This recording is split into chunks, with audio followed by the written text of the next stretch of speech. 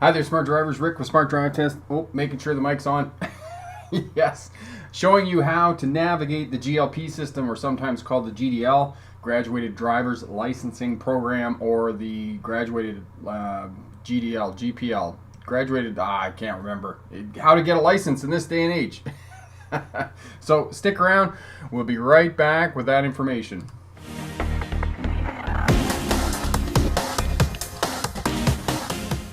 Hi there, smart drivers. Welcome back. Rick with Smart Drive Test, talking to you today about GLP, Graduated Licensing Program, how to get your learners, how to get a license, and how to move forward with your driver's license and start having some empowerment, having some ability to drive yourself around and not have to rely on public transit and those types of things. So that's what we're going to talk about today.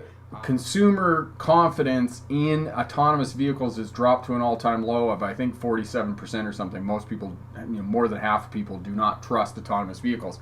But according to Elon Musk, who's been pushing this for autonomous vehicles, self-driving vehicles, we're going to have autonomous vehicles in the next 11 months. I mean, it is here. Obviously, it is here, but it's very much in its seminal stages. It is not being mass marketed to the consumer. And personally, I don't think that a lot of people want autonomous vehicles or are ready for autonomous vehicles. Lots of people like to drive. I know I like to drive. So Cody says he doesn't trust his car radio. Why should he trust an autonomous vehicle? That's funny. For those of you who are new to Smart Drive Test, I'm Rick August. I do have a PhD. I was a truck driver through most of the 1990s. Early 2000s, I moved to Australia. There I drove for Greyhound and a regional bus line called V-Line program. So the first thing you got to do is you got to get a learner's license, and the learner's license consists of a theory test. And what I tell students is get your learner's license as soon as you turn 16. As soon as you are eligible to go and write your learner's license, write it on the day of, because you want to get the clock ticking. Now, one thing that you need to do is to book a practice road test if you're not taking driving lessons with a local driving school. Mealy, have a look. Corey will get the video up for you on fear and anxiety about driving and some of the ways that you can overcome that, some of the skills and abilities that you can put in place. Just remember the four most powerful words in the English language. I can do this. Whether it's reverse stall parking, whether it's parallel parking or whatnot, before you back up. So say, for example, you pull up to do reverse stall parking. You got to signal as you're approaching to where you're going to stall park, and then as soon as you stop the vehicle, put it into reverse. That way the reverse lights come on, and it communicates to traffic behind you that you are turning, because you have your turn signal on and you have your reverse lights on. Therefore, you're going to back up. Yes, Zoe, Corey will get the video up for you on night driving. And the other thing about glare is that don't be looking over there on the other side of the road. Look down at the edge of the road where the fog line is. The fog line is that solid white line on the outside of the road. Luck favors the prepared. So the more work you do, the better prepared you are going to be for your road test. About the GLP, GDL program that most of you are going to have to do is that when you enter the learner's phase, you're going to have a sticker on the back of your car. This is the N here in British Columbia. You can see here.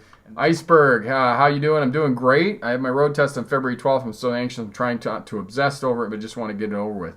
Iceberg, you're going to do great, okay? Just keep practicing, do the work that you need to do between now and then, and you're going to be great. Driving examiners that are ogres. They're like, wow, wow, wow, wow, wow, wow. There's some of those out there, okay? It's not a matter of if other people are going to do goofy things on the roadway. They're always going to do goofy things. That's just a matter of driving. It's a matter of when they're going to do it, and you need to put skills and strategies in place that are going to protect you. And when some goofball goes out there and is passing on curves or passing on hills and those types of things, just say to yourself, well, you're a dummy and you can go and have your crash somewhere else. And you just let off the throttle, you increase your space between you and the goofball that's driving like a maniac, and let them go and have their crash somewhere else, and just, do your thing and carry on with your life. Too often, many drivers get into trouble because they're all concerned about that other person. And, it's philosophy for life. Driving is a philosophy for life, because we get all bent out of shape because, my brother John was doing this and he went out and he stayed up till 3 o'clock in the morning. He upset my parents, blah, blah, blah. Driving is no different. You got to focus on what you're doing. And if you can focus on what you're doing, you're going to be great. And when something happens that people are doing that, they're passing on curves and passing on hills, you just say, that happened. All right, and if you have a road test coming up this week or you're working in the next few weeks, good luck with that. And if you have any questions, by all means, drop us a note. We'll be more than happy to help you out. So thanks very much. Have a great night. And remember, pick the best answer, not necessarily the right answer. All the best. Bye now.